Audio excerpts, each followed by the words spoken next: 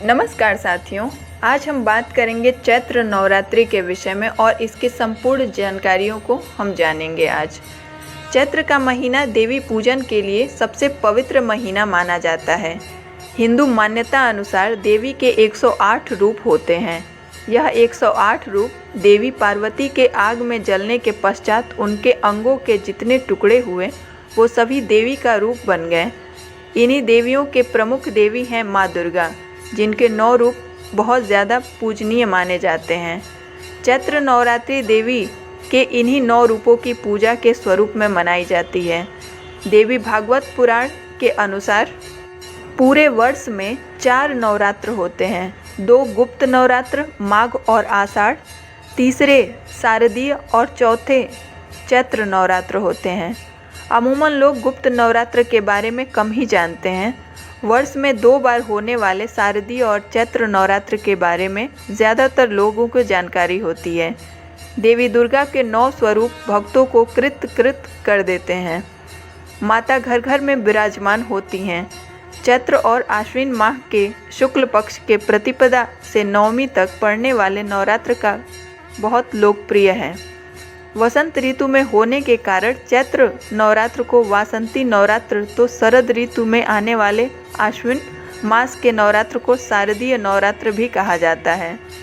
चैत्र नवरात्र से हिंदू नववर्ष भी शुरू होता है, इसलिए इसका धार्मिक और ज्योतिषीय दृष्टि से विशेष महत्व है। चैत्र नवरात्र को वसंत ऋतु का आगमन भी माना जाता है। हाँ, चैत्र नवरात्र की नवमी को ही भगवान राम ने जन्म लिया था, जिसे राम नवमी कहते हैं। इसलिए चैत्र नवरात्रों का महत्व और ज़्यादा बढ़ जाता है। तो चलिए जानते हैं कैसे करते हैं नवरात्र की पूजा। नवरात्रि के 9 दिनों 9 देवियों की पूजा की जाती है। प्रत्येक देवी का अलग अलग महत्व होता है। देवी की पूजा से पहले नवरात्र के प्रथम दिन स्नान आदि क्रियाओं से निवृत्त होकर घर की साफ सफाई की जाती है। देवी का आसन साफ सुथरा जगह पर लगाया जाता है। हिंदू शास्त्रों के अनुसार किसी भी पूजा से पहले गणेश जी की आराधना करते हैं, जिसके बाद चौकी लगाकर उस पर लाल कपड़ा बिछाया जाता है। जिसके बाद सर्वप्रथम कलश स्थापना की जाती है। कलश को भगवान विष्णु का स्वरूप माना जाता है, इसलिए लोग देवी की पूजा से पहले कलश का पूजन करते हैं। पूजा स्थान पर कलश की स्थापना करने से पहले उस जगह को गंगा जल से शुद्ध किया जाता है और फिर पूजा में सभी देवी देवताओं को आमंत्रित किया जाता है। कलश को 5 तरह के पत्तों से सजाया जाता है। यदि 5 तरह के पत्ते ना हों तो आम के पत्तों का भी उतना ही महत्व है। जिसके बाद कलश में हल्दी की गांठ, सुपारी, पान, अक्षत, दुर्वा आदि रखी जाती है। कलश को स्थापित करने के लिए उसके नीचे बालू या मिट्टी की वेदी बनाई जाती है और उसमें जौ बोए जाते हैं। जौ बोने की विधि धन धान्य देने वाली देवी अन्नपूर्णा को प्रसन्न करने के लिए किया जाता है। माँ दुर्गा की फोटो या मूर्ति को पूजा स्थल के बीचों बीच स्थापित करते हैं और माँ का श्रृंगार रोली, चावल, सिंदूर, माला, फूल, चुंदरी, साड़ी, आभूषण और सुहाग से करते हैं। तत्पश्चात पूजा स्थल में एक अखंड दीप प्रज्वलित किया जाता है, जिसे व्रत के आखिरी दिन तक जलाया जाना चाहिए। कलश स्थापना करने के बाद दुर्गा चालीसा का पाठ करते हैं। माँ को प्रसाद को भोग लगाते हैं। जिसके बाद गणेश जी और माँ दुर्गा की आरती किया जाता है। जिसके बाद 9 दिनों का व्रत शुरू हो जाता है। माता में श्रद्धा और मनवांछित फल की प्राप्ति के लिए बहुत से लोग पूरे 9 दिन तक उपवास भी रखते हैं। इस बीच कई लोग मांस मछली के साथ साथ लहसुन प्याज का भी खाने में प्रयोग नहीं करते हैं। शुद्ध रूप से देवी की उपासना करते हैं। जिसके बाद अष्टमी या नवमी के दिन 9 कन्याओं को, जिन्हें माँ दुर्गा के 9 स्वरूपों के समान माना जाता है, श्रद्धापूर्वक भोजन कराया जाता है और दक्षिणा भी दी जाती है, जिसे कन्या जमाना भी कहा जाता है। चैत्र नवरात्रि में लोग लगातार 9 दिनों तक देवी की पूजा और उपासना करते हैं और 10वें दिन कन्या पूजन करने के पश्चात उपवास खोलते हैं। साथ ही माँ से आशीर्वाद मांगते हैं कि वो ऐसे ही उनके घर फिर पधारें और सभी की रक्षा करें, सुख शांति एवं समृद्धि दें। अब बात करेंगे हम कन्या पूजन विधि के बारे में। नवरात्रि कन्या पूजन के बिना अधूरी मानी जाती है। यदि नवरात्रि का पूजन किया गया है, उपवास किया गया है और कन्या पूजन नहीं किया तो सब व्यर्थ होता है। कन्या को नवरात्रि में माँ का स्वरूप माना जाता है। मान्यता है कि माता स्वयं कन्या का रूप धारण करके भक्तों के घर जाती हैं और उन्हें आशीर्वाद प्रदान करती हैं। इस दृष्टि से कन्या पूजन अत्यंत लाभकारी होता है।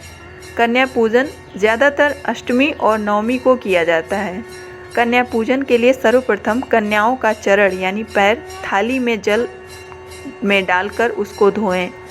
मान्यता है कि ऐसा करने से पापों का शमन होता है। फिर उनको तिलक लगाकर पंक्तिबद्ध बैठाएं, हाथ में मौली बांधें और उनके चरणों में पुष्प अर्पित करें। इसके पश्चात नई थाली में कन्याओं को पूड़ी, हलवा, चना इत्यादि भोजन श्रद्धापूर्वक परोसें।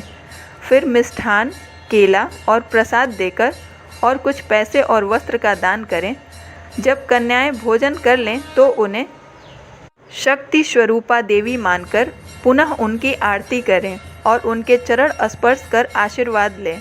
ऐसा करने से नवरात्रि के व्रत का लाभदायक फल प्राप्त होता है। और अब हम बात करेंगे 9 देवियों के रूप और उनके महत्व के विषय में। शैलपुत्री, इसका अर्थ पहाड़ों की पुत्री होता है। नवरात्रि के प्रथम दिन माँ शैलपुत्री की पूजा होती है, क्योंकि माँ दुर्गा पर्वतों के राजा हिमालय के यहाँ पैदा हुई थी। इसी वजह से उन्हें पर्वत की पुत्री यानी शैलपुत्री कहा जाता है। दूसरी, ब्रह्मचारिणी, इसका अर्थ ब्रह्मचारिणी। नवरात्र के दूसरे दिन माँ ब्रह्मचारिणी की पूजा होती है। इसका तात्पर्य है कि तप का पालन करने वाली या फिर तप का आचरण करने वाली। ब्रह्मचारिणी देवी का स्वरूप पूर्ण ज्योतिर्मय एवं अत्यंत भव्य है। इसके बाएं हाथ में कमंडल और दाएं हाथ में जप की माला रहती है। माँ दुर्गा का यह स्वरूप भक्तों और सिद्धों को अनंत फल प्रदान करने वाला है।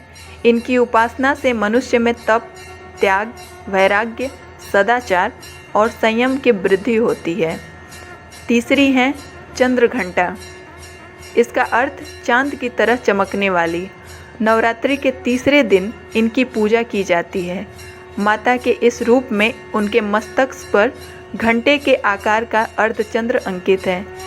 इसी वजह से माँ दुर्गा का नाम चंद्रघंटा भी है। इनके शरीर का रंग स्वर्ण के समान चमकीला है। इनका वाहन सिंह है।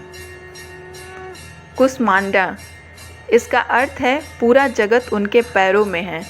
कुष्मांडा की पूजा नवरात्रि के चौथे दिन की जाती है। कुष्मांडा से तात्पर्य है कु का अर्थ होता है छोटा, इश का अर्थ होता है ऊर्जा एवं अंडा का अर्थ है गोलाकार। इन्हें अगर मिलाया जाए तो इनका यही अर्थ है कि संसार की छोटी से छोटी चीज़ में विशाल रूप लेने की क्षमता होती है। माँ की उपासना मनुष्य को स्वाभाविक रूप से भवसागर से पार उतारने के लिए सुगम और श्रेयस्कर मार्ग है। माता कुष्मांडा की उपासना मनुष्य को आदि व्याधियों से मुक्ति करके उन्हें सुख, समृद्धि और उन्नति की ओर ले जाती है। स्कंद माता, इनका अर्थ कार्तिक स्वामी की माता। स्कंद माता की पूजा नवरात्रि के 5वें दिन की जाती है। भगवान शिव और पार्वती के पुत्र कार्तिकेय का एक अन्य नाम स्कंद भी है। अतः भगवान स्कंद अर्थात कार्तिकेय की माता होने के कारण माँ दुर्गा को इस रूप को स्कंद माता के नाम से भी लोग जानते हैं। इनका वर्ण शुभ्र है। ये कमल के आसन पर विराजमान है, इसलिए इन्हें पद्मासन देवी भी कहा जाता है। इनका वाहन भी सिंह है। कात्यायनी, इसका अर्थ कात्यायन आश्रम में जन्मी। कात्यायनी माता की पूजा नवरात्रि के छठे दिन की जाती है।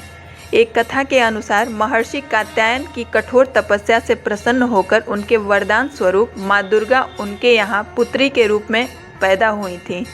चूँकि महर्षि कात्यायन ने ही सबसे पहले माँ दुर्गा के इस रूप की पूजा की थी, अतः महर्षि कात्यायन की पुत्री होने के कारण माँ दुर्गा कात्यायनी के नाम से भी जानी जाती हैं। इस दिन साधक का मन आज्ञा चक्र में स्थित रहता है। योग साधना में इस आज्ञा चक्र का अत्यंत ही महत्वपूर्ण स्थान है। इस चक्र में स्थित मन वाला साधक माँ कात्यायनी के चरणों में अपना सब कुछ न्यौछावर कर देता है। कालरात्रि, इसका अर्थ काल का नाश करने वाली। माँ कालरात्रि की पूजा नवरात्रि के 7वें दिन की जाती है। माँ दुर्गा के इस रूप को अत्यंत भयानक माना जाता है। यह सर्वदा शुभ फल देता है, जिस वजह से इन्हें शुभकारी भी कहते हैं। माँ का यह रूप प्रकृति के प्रकोप के कारण ही उपजा है। इस दिन साधक का मन सहस्त्रार चक्र में स्थिर रहता है। इसके लिए ब्रह्मांड की समस्त सिद्धियों के द्वार खुलने लगते हैं। इस चक्र में स्थित साधक का मन पूर्णतः माँ कालरात्रि के स्वरूप में अवस्थित रहता है। माँ कालरात्रि दुष्टों का विनाश और ग्रह बाधाओं को दूर करने वाली हैं, जिससे साधक भयमुक्त हो जाता है। महागौरी, इसका अर्थ सफ़ेद रंग वाली माँ। माँ महागौरी की पूजा नवरात्रि के 8वें दिन होती है। माँ दुर्गा का यह 8वां रूप उनके सभी 9 रूपों में सबसे सुंदर है। इनका यह रूप बहुत ही कोमल, करुणा से परिपूर्ण और आशीर्वाद देता हुआ स्वरूप है, जो हर एक इच्छा पूर्ण करती हैं। इनकी शक्ति अमोघ और फलदायिनी है। इनकी उपासना से भक्तों के सभी कलुष धुल जाते हैं। सिद्धिदात्री, इसका अर्थ सर्व सिद्धि देने वाली। माँ सिद्धिदात्री की पूजा नवरात्रि के अंतिम दिन यानी नवमी को ही की जाती है। माँ दुर्गा का यह 9वां और आखिरी रूप मनुष्य को समस्त सिद्धियों से परिपूर्ण करता है। इनकी उपासना करने से उनके भक्तों की कोई भी इच्छा पूर्ण हो जाती है। माँ का यह रूप आपके जीवन में कोई भी विचार आने से पूर्व ही आपके सारे काम को पूरा कर सकता है। चैत्र नवरात्रि की धार्मिक मान्यता यह है कि जो व्यक्ति माँ दुर्गा की पूजा आराधना सच्ची श्रद्धा और निष्ठा से करता है, उसे मनोवांछित फल प्राप्त होता है।